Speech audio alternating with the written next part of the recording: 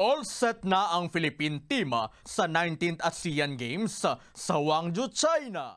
Sa panayam ng Bombo Radyo Iloilo sa Filipina boxer at Olimpiana si Iris Magno ng Barangay Tamuan, Haniway, Iloilo, sinabi nito na ito ang pinakamalaking delegasyon na ipapadala ng Pilipinas. Ayon kay Magno, halos 400 na mga atleta ang sasali sa 40 na mga sporting events. Positibo naman si Magno na matibay ang kupunan na isasabak ng bansa at magdadala pa uwi ng maraming medalya lalo na sa individual games. Ito ay kahit na hindi makakalaro ang star gymnast na si Carlos Yulo dahil sa conflict sa schedule. Sasali naman ang world's number 2 pole vaulter na si EJ Obuena. Maging ang pambato sa weightlifting ni si Heidelin Diaz ang sasali rin. Positibo naman ang Philippine team sa surprise performance na mga pambato ng bansa sa track and field at boxing. Maliban dito, malaki rin ang laban ng bansa sa esports, martial arts, golf at swimming. Binabantay na rin ang Philippine men's basketball team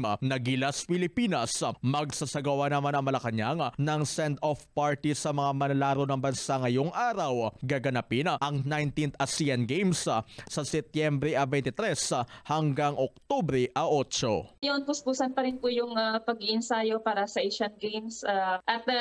Alam ko po na hindi ito madali para sa aming mga boxers, pero gagawin po namin lahat ng best namin po para makakuha po ng medalya at makapag-qualify po ulit sa Olympics po.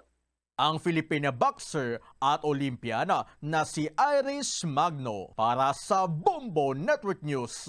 Ito si Bombo Christian Hetchanova Lusada para sa number 1 and most trusted radio network in the country, Bombo Radyo Philippines.